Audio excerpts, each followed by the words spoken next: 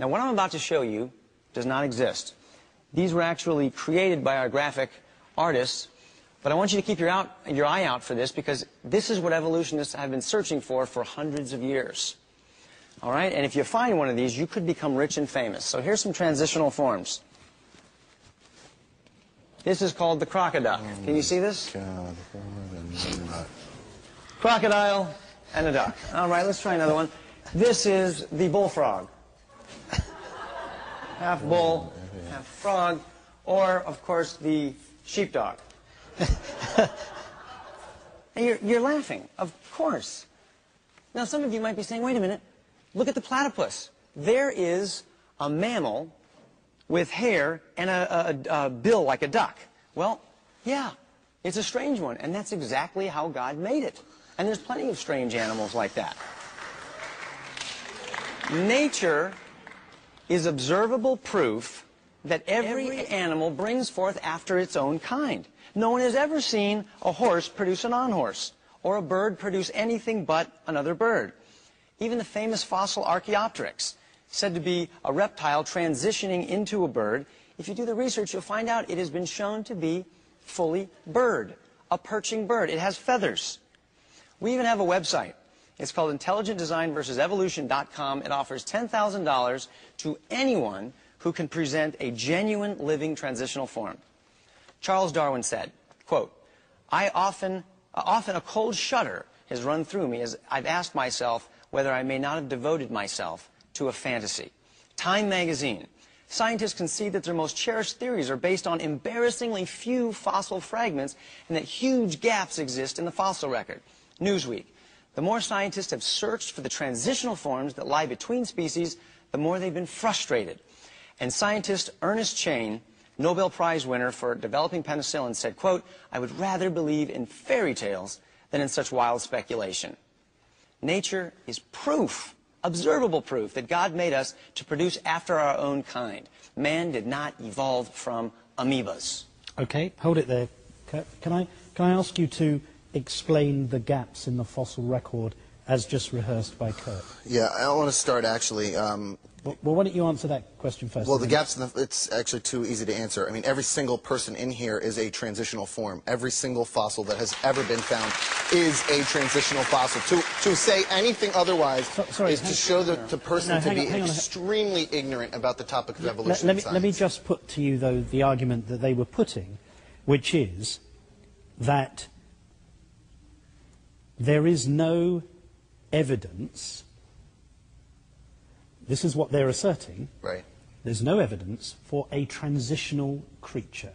But what I'm saying is that every single person alive, every animal that has ever lived is a transitional fossil. What do you mean by that? You can see... But you weren't, when you were born, you weren't transitioning from monkey for the first 5 years to human being for the next 10. Correct. However, you can look back at what I transitioned from. No, I'm asking... You can look at fossils like Australopithecus afarensis. No, I'm sure, but the argument you're making, sorry, Brian, the argument you just made was that everybody in this room is a transitional creature.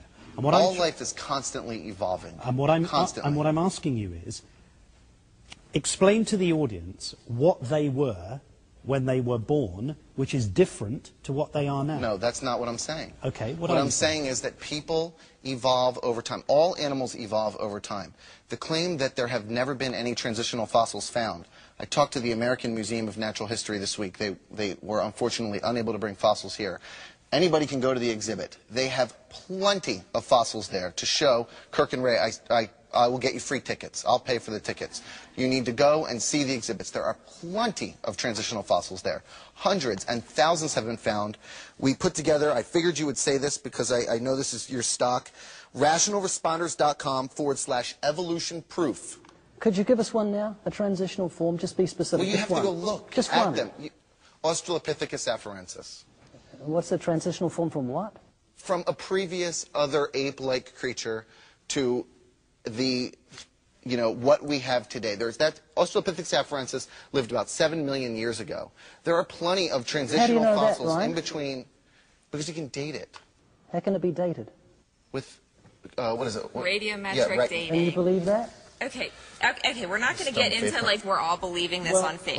Let me go back for one moment, because you know, you can expose the sort of, you know, and I don't mean offense, Kirk, I really like you when I use the word ignorance, but when you say that evolution says we start with nothing, and that was how you opened your statement, you actually show that you have no understanding of evolution. That's actually the theory of abiogenesis. That's how all things started, okay? That's how life started on Earth. Evolution happens after we were already here, after life started.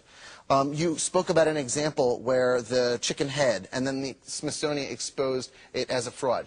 That's a good example of how science works. We learn from our mistakes. Yeah, they got tricked. They figured it out. We now change that to accept what was the fact. You talk about microevolution. That was maybe wrong, and you have to scrap the theory again and come up with the next one. And it'll happen over and over. You scrap one fossil out of the hundreds of thousands that are available. You spoke about microevolution and how we have that, but not macroevolution.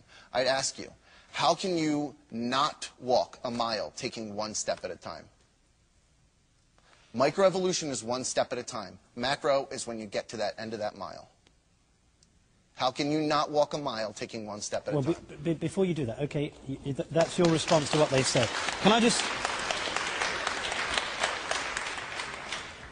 respond, Kirk, to the argument that you've just heard, which was that actually evolution is evidenced. There is evidence, and it is accepted. As far as I understand from the research that I've done, I'm sorry, ask me that question again. As far as, tell me again. Brian's position was that he heard you say that there are gaps in the fossil record. Yeah. His argument is, if you go to the American Museum of Natural History, there are fossils, and there's evidence. And second, that transition occurs over very large lengths of time. And a mile is accomplished by taking one step at a time. Correct. As far as I understand, any fossil that you find at your museum is a fully formed creature. There is not something in there that is halfway between one animal and halfway between another animal that you can observe to be so.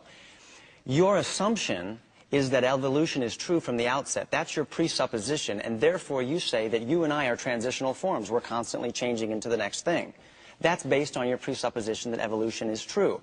But the observable evidence is that you've got animals that are fully formed. You've got adaptation within a species, but you've never seen any animal produce anything other than because that's not how evolution works. You say, that's not how evolution works. Over time it'll turn into something else, but you've never seen it happen. No one's ever seen it happen. And that is called macroevolution. You cannot extrapolate microevolution over time and equal macroevolution. No one's ever seen it demonstrated. Okay. Let me move on. Do you want to have one go? Just briefly, Kelly, because we need to move on because we're... The reason why Kirk isn't seeing the kind of missing link that he wants to see is because mutations must necessarily be small enough to allow for the survival and reproduction of that creature. You're not going to find a half duck, half crocodile, because what would that mate with? That wouldn't be to anything's evolutionary advantage. But even if there were no fossils, no transitional forms, evolution is still soundly supported by biology, by genetic information, by cosmological information. All of the fields of science unanimously agree and support it. So even if there was not a single fossil on this planet, it wouldn't matter. We are all only this year's model of humanity, and we are constantly changing. Okay, hold it. Can you just respond to that? And then we'll move on. Either of you. I already did respond to that just prior to what she said.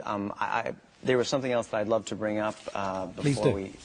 I'd like to bring something else up. Imagine you're walking down the beach, and you see in the sand some ripples in the sand, and you conclude, you know, that's really interesting. I bet that the water and the wind made those ripples in the sand. But if you keep walking and you find in the sand etched, "John loves Mary forever," with a heart around it and an arrow through it, you would conclude Somebody must have written that. Why? Because it contains information. Nature can produce patterns. That happens all the time. But it cannot produce detailed, meaningful information.